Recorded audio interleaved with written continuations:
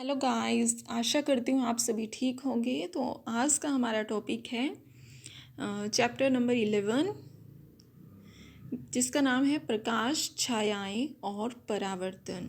ठीक है।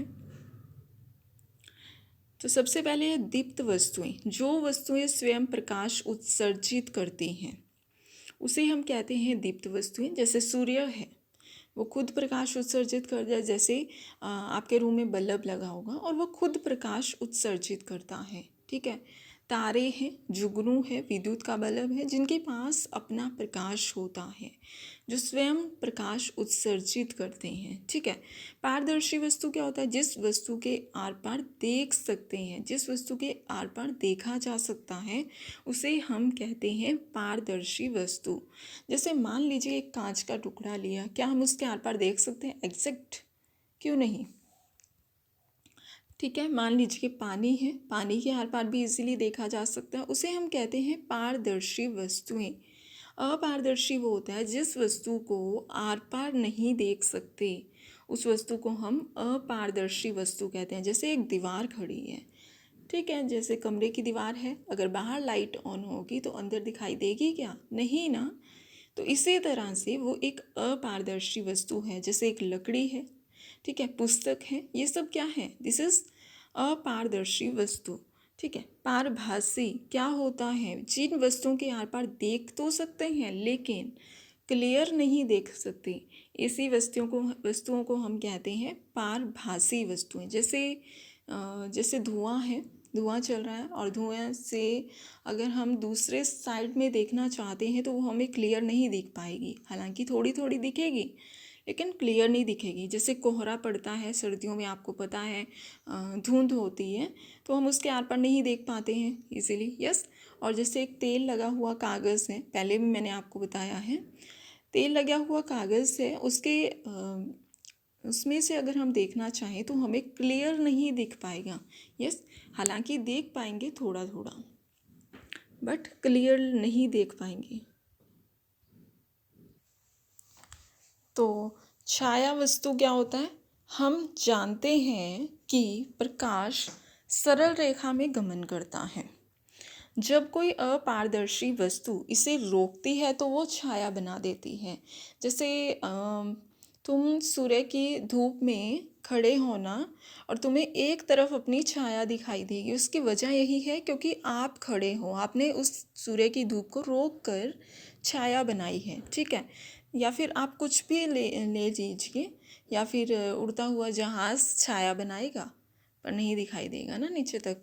लेकिन इस तरह से जैसे कि घर हो गया आपका, ठीक है, और सूर्य की धूप उस पार है तो आपके घर की छाया दूसरी तरफ पड़ेगी ही पड़ेगी। ठीक है। तो वो क्या बन गई यहाँ पर? छाया। ठीक है। तो इस तरह से कमरे की दीवार हो गई, इमारतें हैं, सतह, जो भी छाया की तरह काम करते हैं, ये सब छाया बनाते हैं।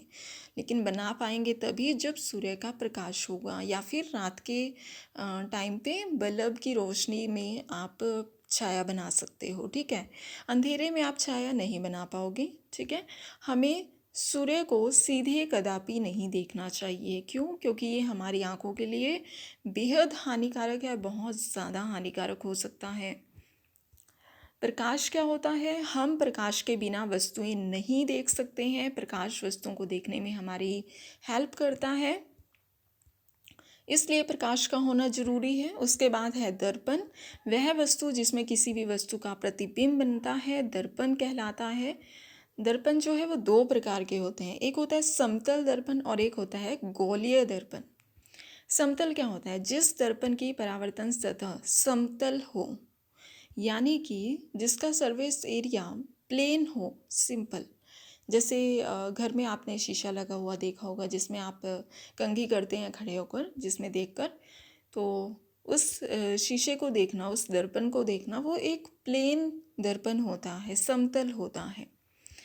ठीक है। तो उसे हम कहते हैं समतल दर्पण। और जैसे इसका यूज़ घरों में चेहरा देखने के काम आता है। ठीक है। लेकिन जो गोलीय दर्पण होता है वो है कांच के खोखले गोले का हिस्सा होता है, जिसकी एक सतह पर पॉलिश की जाती है। गोलीय दर्पण दो प्रकार के होते हैं। अब एक तो होता है अवतल दर्पण और एक होता है उत्तल दर्पण। ठीक है, इसके बारे में डिटेल में बाद में बताऊंगी। फिलहाल नेक्स्ट है हमारे पास परावर्तन।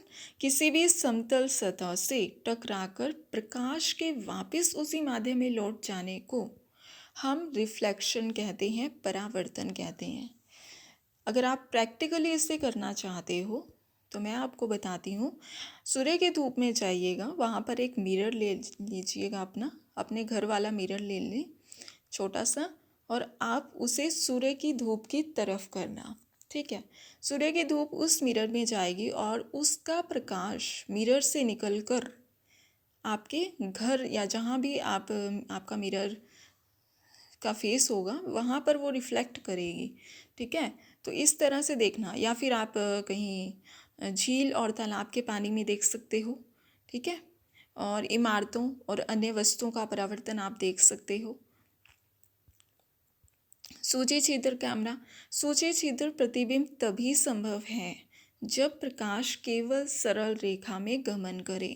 सूची छिद्र कैमरे में सूर्य के तेज प्रकाश में सड़क पर गतिमान वाहन और व्यक्तियों को देखें।